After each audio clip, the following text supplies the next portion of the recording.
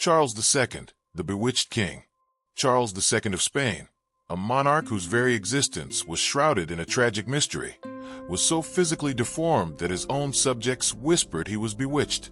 Born into the powerful Habsburg dynasty, his shocking appearance and numerous ailments led many to believe he was cursed by dark forces.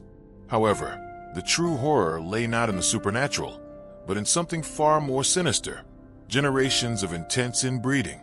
The Habsburgs' relentless pursuit of a pure bloodline had, over centuries, twisted their genetic heritage, culminating in a king whose life was a testament to the devastating consequences of their misguided obsession. His story is a chilling reminder of how power, when pursued without regard for biological realities, can ultimately destroy from within. One of Charles II's most striking and debilitating deformities was his pronounced mandibular prognathism, a condition famously dubbed the Habsburg jaw. This wasn't merely a cosmetic imperfection. It was a severe malformation that fundamentally compromised his ability to function. His lower jaw protruded so far forward that his lips could not meet, leaving his mouth perpetually agape, a gap so wide, it said, that a coin could be slid between his upper and lower teeth, which were hopelessly misaligned. This grotesque dental arrangement rendered proper chewing an impossible feat. Every meal became a humiliating spectacle, transforming royal dinners from displays of majesty into messy, laborious ordeals. Palace kitchens were forced to prepare his food as a kind of baby mush, everything pureed, mashed, or liquid. Yet even then, eating was a struggle. Soup would leak from the corners of his mouth, and solid food, despite being softened, would often simply fall out. Servants were constantly employed to dab away saliva from his chin, a stark contrast to the decorum expected of a monarch. Perhaps even more profoundly, the Habsburg jaw made Charles II's speech almost entirely unintelligible. His words emerged as wet, slurred mumbles, difficult for even his closest courtiers to decipher. Foreign diplomats often required interpreters, not due to a language barrier, but because they literally could not understand their host king. Royal proclamations, meant to convey authority and command, were reduced to an arduous struggle for the monarch. This specific, devastating deformity was not an accident of birth, but the direct and inevitable consequence of centuries of relentless inbreeding within the Habsburg family. Obsessed with consolidating power and maintaining pure bloodlines, the Habsburgs routinely engaged in consanguineous marriages. Cousins married cousins, uncles married nieces, and family connections grew so intricately twisted that individuals could be their own multiple cousins. By the time Charles II was born, the genetic diversity within his lineage was virtually non-existent, a genetic roulette played for generations, finally culminating in his catastrophically damaged physical state. His Habsburg jaw stood as a living, gaping testament to the grave biological price paid for an unyielding pursuit of dynastic purity. Beyond the notorious Habsburg jaw, Charles II's entire physical being was a testament to the catastrophic genetic damage inflicted by centuries of inbreeding. His body defied natural development, appearing more like a cruel caricature than a functional human form. At 35 years old, a time when most men are in their physical prime, Charles barely reached 5 feet in height, his frame shockingly frail and emaciated. His proportions were unsettlingly skewed, a massively oversized head, appearing too heavy for a neck so weak it could barely support the weight, sat atop a torso that seemed oddly compressed and permanently hunched. His limbs were described as stick-thin, almost skeletal, further emphasizing the grotesque imbalance of his figure. His motor development was alarmingly delayed, a stark indicator of his profound physical challenges. Most children take their first steps around their first birthday. Charles II, however, could not even manage to walk until he was a staggering 8 years old.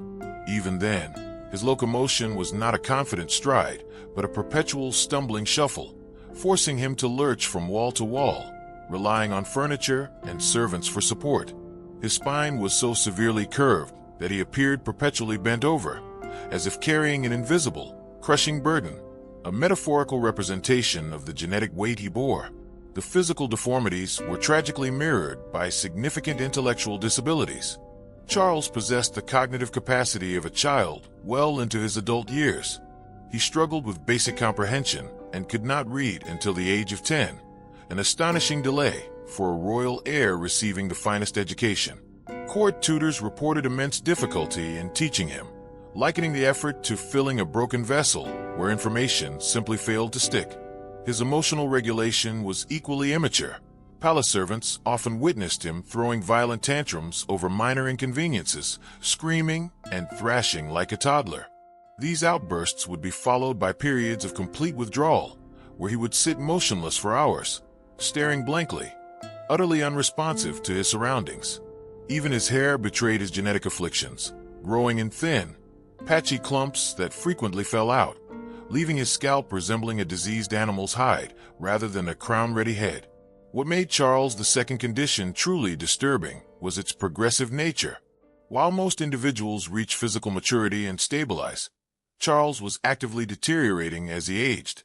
His already weak body was failing at an accelerated rate, far beyond what normal aging could account for. Doctors of the era were bewildered, witnessing a living human whose genetics had failed so completely that his body seemed to be actively trying to shut down, a chilling testament to the extreme consequences of his royal bloodline. Charles II's tragic story escalated from a personal medical nightmare to a continental disaster due to his profound inability to produce an heir. For the most powerful throne in Europe, this was not merely a domestic concern but a critical political issue, threatening to destabilize the delicate balance of power across the continent. Desperate to fulfill the most fundamental requirement of kingship, continuing the dynasty, Charles married twice. His first wife was Marie-Louise of Orleans, a French princess who arrived in Spain with the expectation of marrying a king, only to find herself bound to a man whose physical and sexual development had been catastrophically arrested. The royal wedding night was reportedly a disaster, with palace servants later testifying to Marie-Louise emerging in tears and Charles appearing confused and distressed. The same genetic mutations that had twisted his external form had also left him functionally impotent. His reproductive organs were so underdeveloped that contemporary doctors described them as infantile, akin to those of a prepubescent boy trapped within an adult's failing body. However, the Spanish court could not publicly admit to the king's biological incapacity. Instead, the blame was cruelly shifted onto Marie-Louise, subjecting her to humiliating medical examinations, invasive treatments, and the constant, crushing scrutiny of a court desperate for an heir her husband was biologically incapable of providing.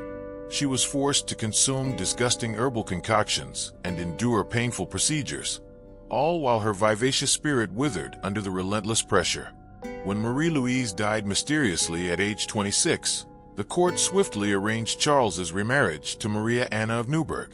By this second marriage, Charles was in his 30s, and his physical deterioration had advanced further. Maria Anna's private letters reveal her growing horror at her husband's appearance and the dawning, grim realization that conceiving an heir was impossible.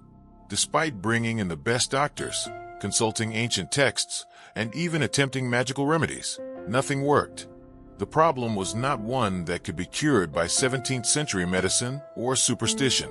Meanwhile, the rest of Europe watched, poised.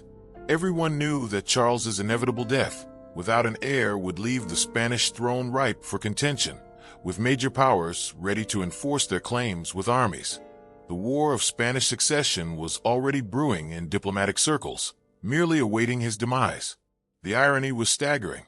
The Habsburgs had spent centuries obsessively controlling marriages to concentrate power, only for their final king to be so genetically damaged that he couldn't even perform the most basic biological function required to perpetuate their line. Their relentless pursuit of genetic purity had, in the end, created the very instrument of their dynastic downfall. When medical science of the 17th century utterly failed to explain or cure the myriad afflictions plaguing Charles II, the Spanish court, steeped in fervent religious belief, turned to the supernatural. What followed were some of the most bizarre and disturbing religious ceremonies ever performed on a reigning monarch.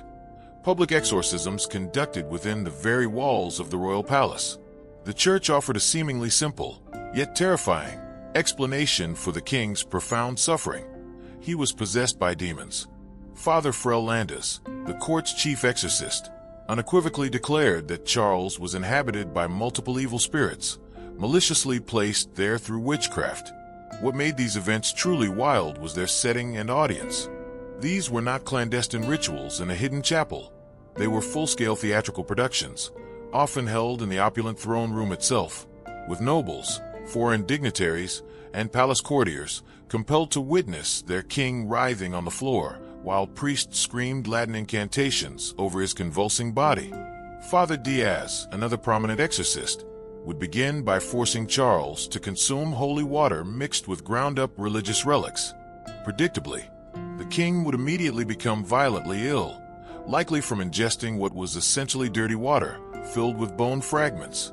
Yet, the priests interpreted his vomiting, uncontrollable shaking, and occasional loss of consciousness as undeniable proof of demons fighting against the holy substances, declaring triumphantly that they could see the evil spirits departing the king's body. These ceremonies could drag on for hours, with Charles, already weak and intellectually confused, subjected to aggressive physical manipulations. Priests would press crucifixes against his skin until he screamed, douse him liberally with holy water, and force him to recite prayers in Latin, a language he could barely comprehend given his severe intellectual limitations. But the exorcists did not stop with Charles himself. Their conviction grew that the entire royal palace was cursed. In 1698, Father Diaz orchestrated a systematic purification of the palace that blurred the lines between extreme spring cleaning and supernatural warfare. Servants were ordered to collect every item suspected of being contaminated by witchcraft, personal belongings of previous queens, gifts from foreign courts, even pieces of furniture. These objects were then carried to the palace courtyard and burned in massive bonfires, while priests chanted fervent exorcism prayers, the smoke presumably carrying away the malevolent influences. When Charles II finally succumbed to his lifelong torments and died in 1700 at the age of 38, the Spanish court was faced with a moment of terrible truth. For decades, they had propagated the narrative that their king was cursed by supernatural forces, but now, a chilling reality awaited. What truly lay within the body of the man they had dubbed El Hechizado, the Bewitched One? The royal physician's findings during Charles's autopsy were so utterly shocking that the official report was initially suppressed, deemed too horrific for public consumption. Yet, the grim details eventually leaked, painting a picture of internal decay and malformation that, paradoxically, seemed to confirm every supernatural fear his subjects had whispered for decades. Dr. Geronimo de la Fuente Pirola, the royal physician who conducted the examination, penned what remains one of the most horrifying medical documents in European history. His report described Charles's body as being more like that of a monster than a man, containing organs so severely malformed and diseased that it seemed miraculous he had sustained life for so long. His heart, astonishingly, was described as no larger than a walnut, shriveled and blackened like a piece of burned meat, weighing less than 50 grams compared to a normal adult heart's 300 grams. His lungs were depicted as corroded and gangrenous, filled with fluid and rotting tissue, the stench reportedly so foul that assistants fled the room. Within his abdomen, Charles's intestines were putrefied and gangrenous, essentially rotting inside his body, while the reproductive organs that had caused such immense political turmoil were found to be catastrophically underdeveloped and infantile. Perhaps most shocking of all, upon opening Charles's skull, physicians discovered his brain surrounded by an abnormal amount of fluid, a condition now recognized as hydrocephalus, with the brain tissue itself appearing damaged and discolored, offering a grim explanation for his profound intellectual disabilities and erratic behavior. Dr. Pierola's chilling conclusion resonated throughout Europe. It is a miracle this body sustained life for so long, as it contained not a single healthy organ. These extreme autopsy findings, rather than dispelling supernatural beliefs, often reinforced them, leaving many to wonder how anyone could survive with such internal horrors unless dark forces were involved. The tragic reality was that Charles had lived 38 years with these unspeakable internal conditions, his body a collection of failing systems held together by sheer biological stubbornness. His death without an heir, as predicted, plunged Europe into the devastating War of Spanish Succession, a continent-wide bloodbath lasting over a decade. The Habsburg obsession with genetic purity didn't just destroy one man, It triggered one of the deadliest conflicts in European history, a final, bitter irony for a dynasty consumed by its own flawed legacy.